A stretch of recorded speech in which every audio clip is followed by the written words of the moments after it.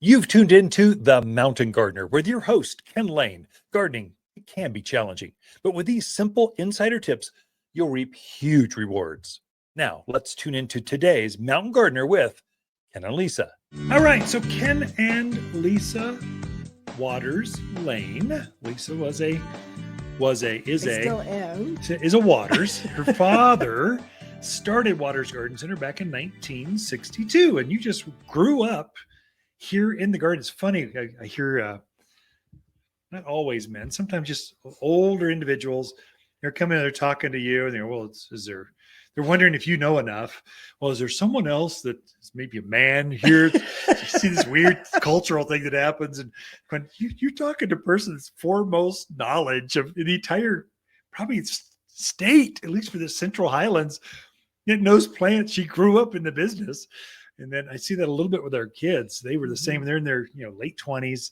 They've been in the business since they were in diapers. They know more than most gardeners, master gardeners know. Mm-hmm. And they're going, well, you're just too young. Give me someone else. I'm going to, okay, yeah. Whatever makes you comfortable, we're here for you.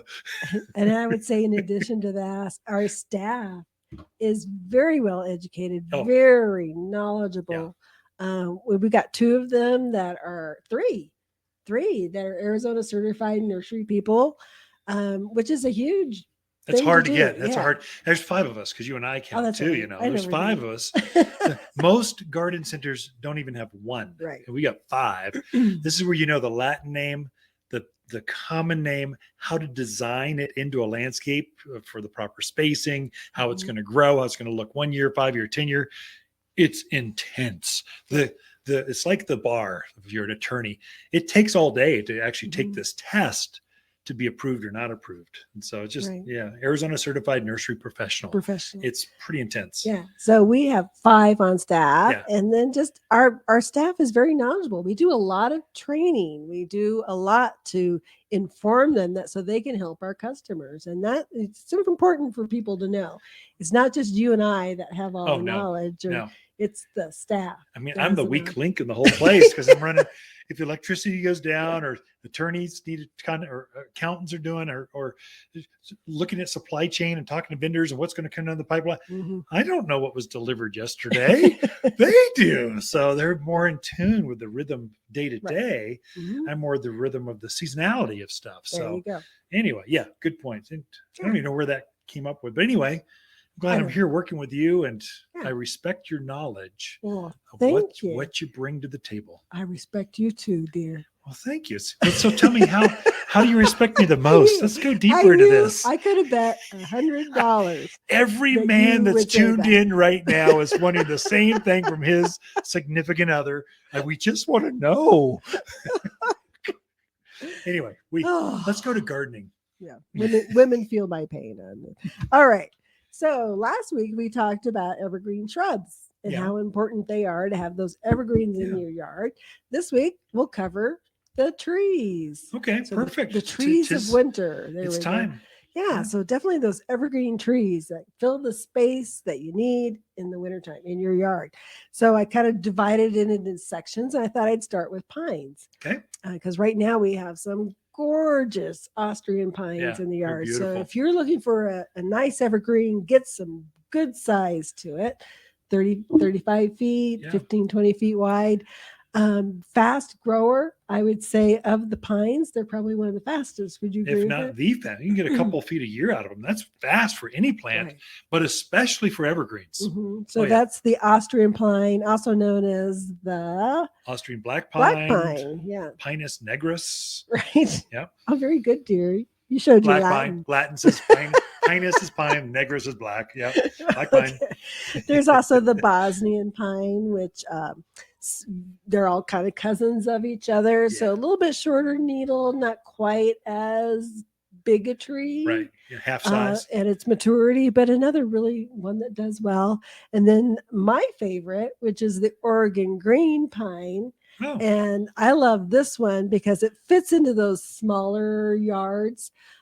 Gets maybe 15 feet tall, 5 to 8 feet wide.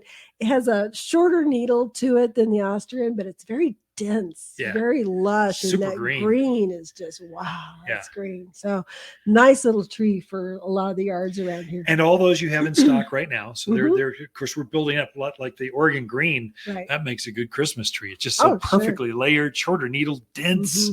Just screams, hug me. Of course, it's kind of pokey, but it looks fuzzy. There is one you can hug. Okay. Is the Vanderwolf pine. Oh, good. So we do have some lovely Vanderwolfs in, kind of a variegated needle on it. We always kind of call it the teddy bear tree because you could go stroke it, hug it, and it's not going to poke on you. Yeah. So that's it looks like it's a pine tree that went to the hair salon, hairdresser, and got a do, came back and went, plant me. It looks like that because you can't go by it without touching it, going, admiring it. It really is a pretty one. Of course, the spruce, they do quite well in our area as well. The Colorado blue spruce is probably one that most people are familiar with. They have come out with the baby blue, which really is a beautiful blue for the spruce. It really keeps its color. It has that real silvery blue. Little smaller there again for compared to the Colorado spruce, but a really pretty tree. I'm very impressed with how their uniformity and their size and their color. It looks like a Christmas tree, only it's got bright silver. You put little Christmas lights on that out in the yard, or miniature lights. Beautiful. The thing is going to glow at night. It's so silvery blue, and the needles are about the same length, but there's more of them. Yeah. So it has this perfect shape to it. And quite honestly, Colorado spruce, it's a great tree. It's the fastest growing of all the spruce, but it's too big for most yards. The baby blue eyes, the backer eyes, and some of these others, Fat Albert spruce, there's so much, they're uniform, they're brighter colored, and they don't get so doggone big. Easier in the landscapes. Yeah, definitely. And they're just as hardy as as the native Colorado spruce. Black Hill spruce, which is another short needle green, a little on the slower growing side. And then, of course, Alberta spruce, which is great if you're looking for a living tree or you like to decorate out in your yard. They do tremendous in containers because they're so slow growing. They're easy to grow in a container. Yeah. You had some come in. They were the biggest ones I've ever seen. They're taller than I am. Yeah. For an Alberta spruce, if you've got really green thumbs, it might grow 3 inches a year. This thing is now taller than I am. Think how old this tree is. Yeah. It's like instantaneous spectacle. It's just beautiful. To get them that size is unusual, and they are beautiful. Yeah. I would agree. And only found at Waters Garden Center. Yeah. 1815. Truly, that's the case. Truly, yeah. Right. So then we kind of went into the cypress. So we have the blue ice Arizona cypress. Does very well. Very pretty tree. We have one from called Chaparral, which is a little more of a sagey green Arizona cypress. Yeah. Really nicely out there. We have Deodar cedars, and then Atlas cedar. You should explain Atlas because most people don't know what that is. So it's the Atlas. I think there's a huge one down at the courthouse. Yes, it's the statehood tree down on right downtown Prescott on the courthouse. That is the statehood tree. They planted 2 of them back in 1914, and now they're like towering above the elm trees. Yeah, I don't think people even really see them sometimes. They're so big. They're so big, it's huge. But we also have those in a serpentine. So they've trained it to do like an S shape, and then also weeping where it just kind of bends over and grows down. I love those. I think they're spectacular. But nice silvery blue, just a really nice little layered tree. I think they're beautiful. Drought hardy as all get out. And I'm sure that the original tree was brought by Conestoga wagon from the East Coast, probably by 1914, by train from the East Coast. They brought them in and they planted it there, and it just kept going. So they're tough. Right. So, but all this, the Arizona cypress, that icy blue, the bright silver blue, so pretty. That is the prettiest native you could plant out there. Yeah. That's so robust. That's this bright colored. So all those can be planted now. In fact, you have your best selection of evergreens you can plant right now. Yeah. It doesn't spring. We won't have this many evergreens that you can plant because it's time to put them in the ground. And so we've dedicated more space. We can get more of them this time of year. Right. Thank you, Lisa. Out of time, just like that. A list of 10 evergreens, and there we go. Ken and Lisa Lain, The Mountain Gardeners. Prescott Blaze Maple is the fastest local tree with brilliant red foliage. Prescott Blaze maples grow 3 feet each year. That's fast. Prescott Blaze Maples are perfect for patios or any place a shade tree is needed.